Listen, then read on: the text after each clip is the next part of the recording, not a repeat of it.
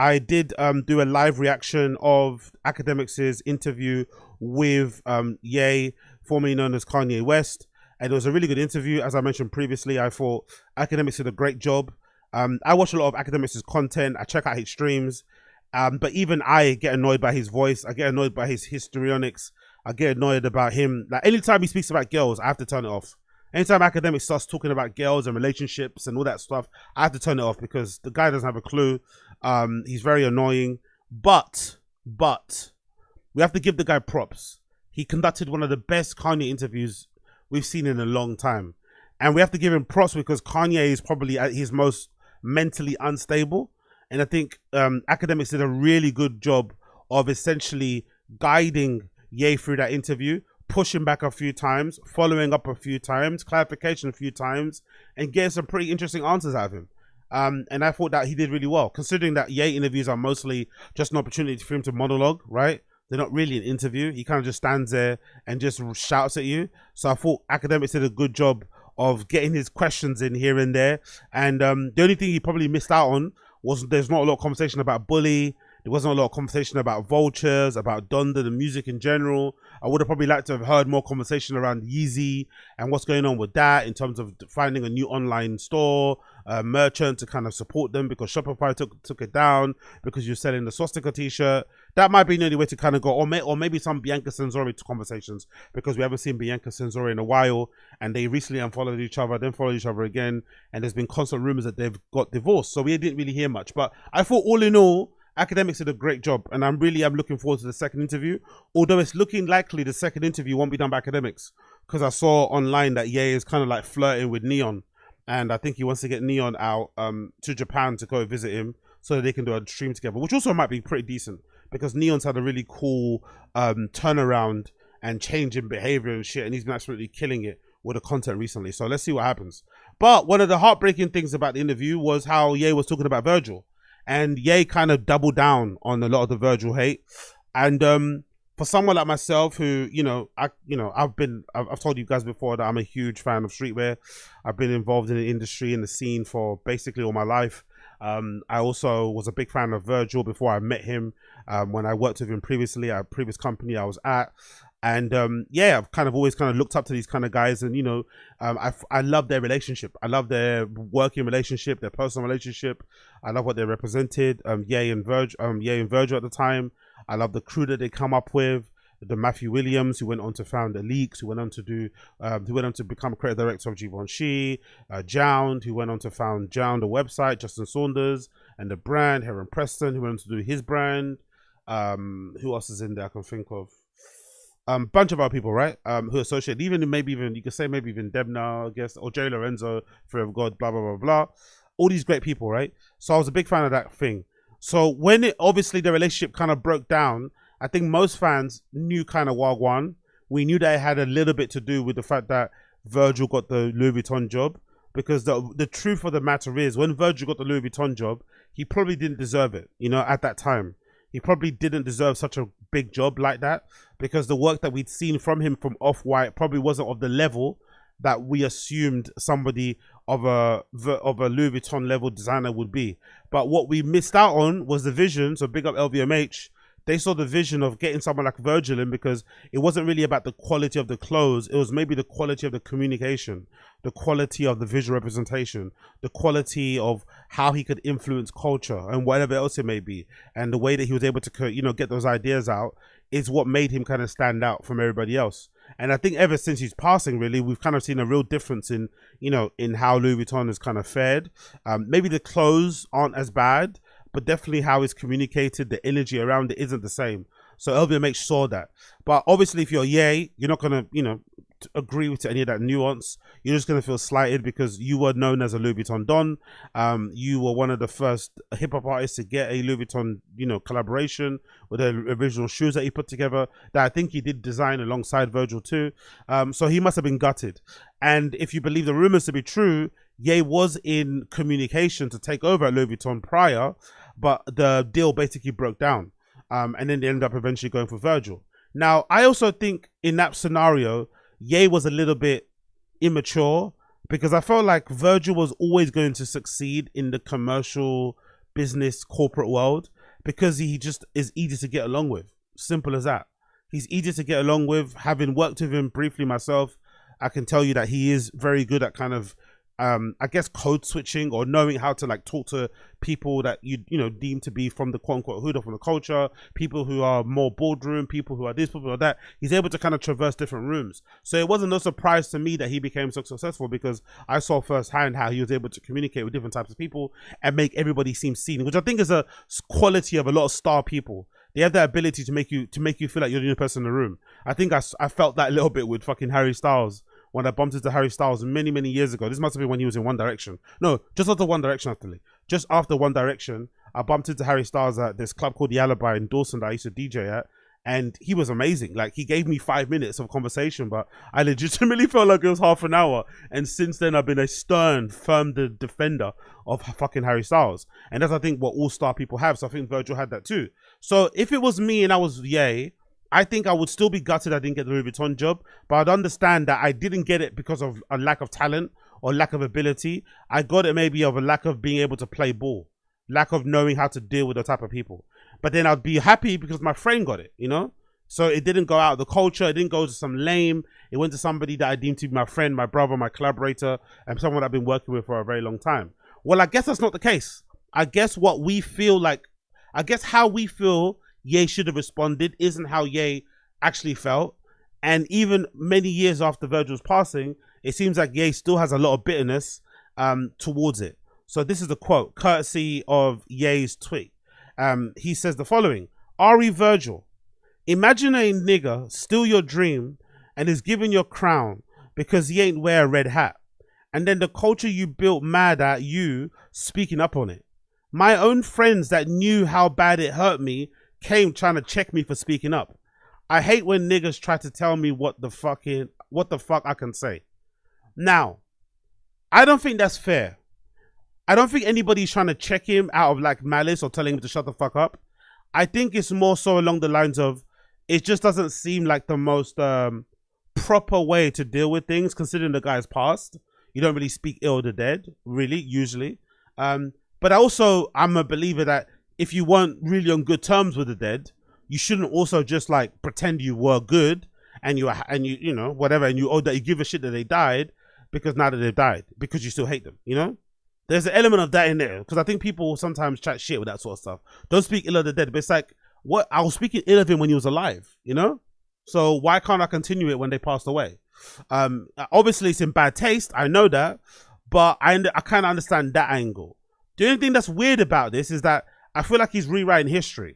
I feel like there was a moment where Ye was okay with Virgil and they kind of patched things up, but something happened. I don't know what happened, but something must have happened that we don't know about. Because there was a moment where they were cool.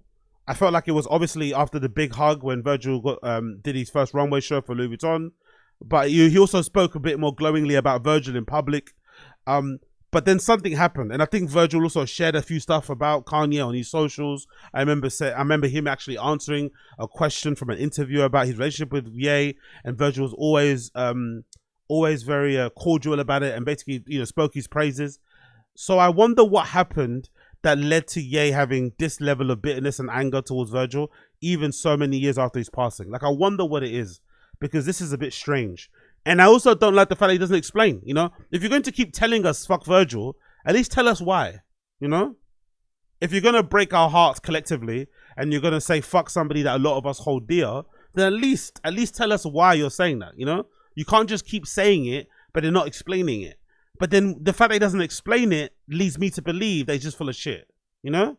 Which is okay. You're allowed to be full of shit, but just own you're full of shit. Don't act like you're saying fuck Virgil for any other reason apart from you maybe still feeling a bit jealous that you didn't get the job, or maybe not even jealousy about the job, maybe more so the fact that people maybe look at Virgil with in a more glowing way, in a more appeal, you know, whatever, complimentary way than they do about Ye, which is also only his fault, right? Virgil basically made his own legacy in real time, and Ye's doing a good job of destroying his legacy in real time. So I think in that current scenario, Ye only has himself to blame in this situation. But it is kind of sad to see this. But it does make sense, you know. He has kind of isolated himself from everybody else. It seems like he doesn't really hang around with a lot of those people anymore. Doesn't really speak to them, I don't think. The only person I don't think he's taken the piss out of or said anything negative about in public from that crew has been Heron Preston and Justin Saunders. Those are the only two designers. He's spoken ill about Don C. He's spoken ill about Virgil, of course, Matthew Williams, Jerry Lorenzo. Oh, the other person he's spoken about, he hasn't spoken bad about the hairdresser. I forgot his name. There was a barber that used to hang around with Kanye. He doesn't hang around with Kanye anymore. The guy that's always cut Kanye's hair. And he also skates and he's got his own brand. So I think Justin Saunders, and that barber guy and Heron Preston are the only people that don't get any sort of stick from Ye. And I wonder why that is. Are they still working with him? Is he still okay? I wonder. I'm not too sure. But somebody, big up Good Ass Sub, shared the following. This was a tape, I guess, or some sort of performance that was played during one of Kanye's last Yeezy collection shows that he did. I think this was during Paris Fashion Week? Yeah, I think so. I think this is also the same show that lady from Vogue went to go and review. It was the same show where he debuted the White Lives Matter t-shirt and she wrote a not so glowing review about Kanye. And I think this might have started the spiral because I think this is when he started going at her and calling her fat, saying she's ugly, saying she can't dress, and posting her up all on his social media and shit. I think she went on to now she's a pretty popular writer now. I think I might have saw her. She got a really good job recently somewhere. So I think it kind of worked out for her in the long run. But this is a clip that says what I would have said at Virgil's funeral. More time, sorry. Is it at me? I know you're angry. Is it at me? Is that hold on. Is that James Blake? Is it at me? Or is it at the situation?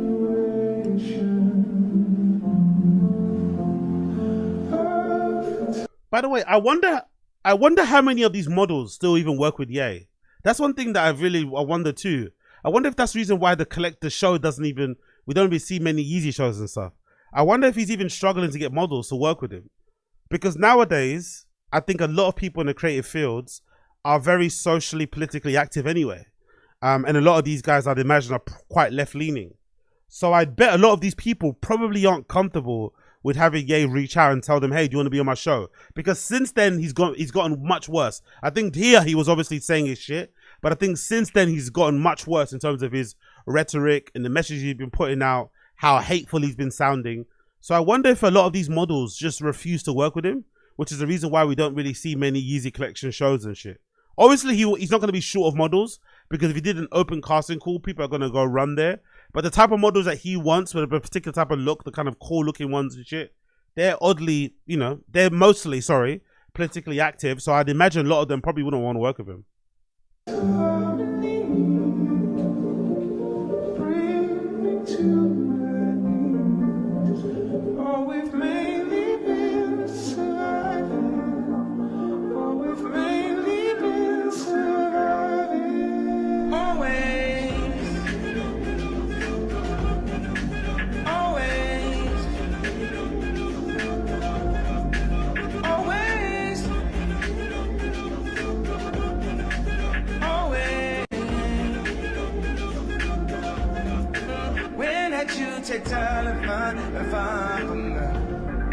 When did you put me before you put yourself?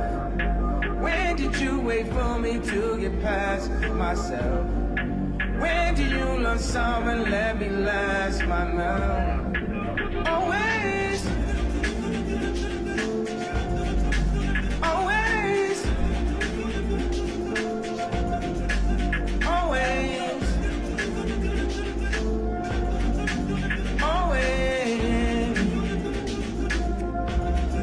When do you have patience when I don't know? When were you there when there was nobody else?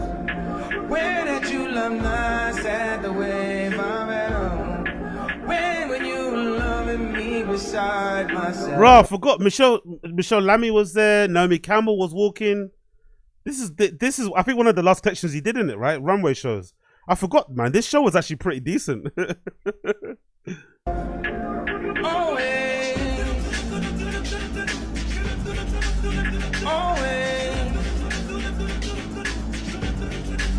always, always.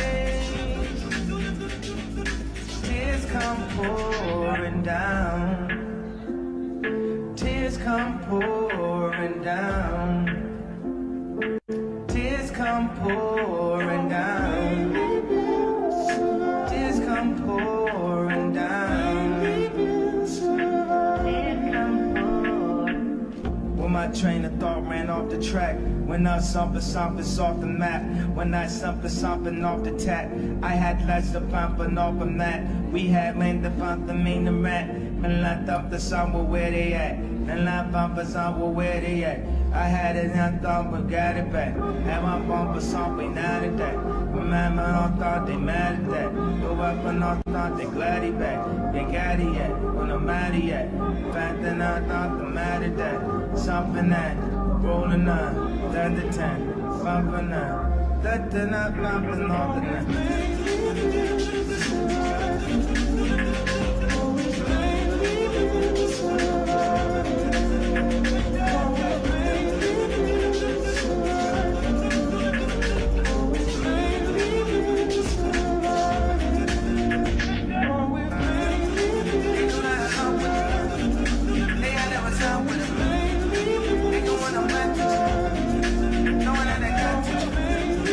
Oh, is that tricky? Yeah, that's tricky, isn't it? That's tricky back there. I knew I recognised the back of his head. Tears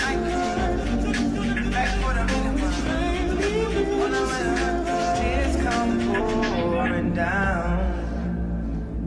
Tears come pouring down. Tears come pouring down. Tears come pouring down. Tears come pouring down. Tears come pouring down. Yeah, that's tricky. Big up tricky.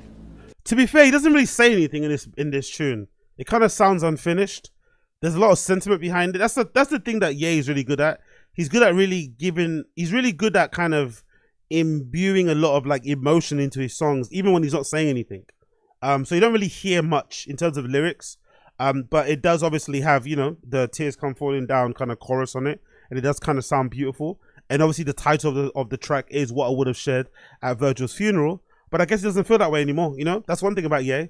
When he changes his feelings, he lets us know. When he changes his feelings, he lets us know. It's all feelings with Ye, no facts, all feelings, no facts.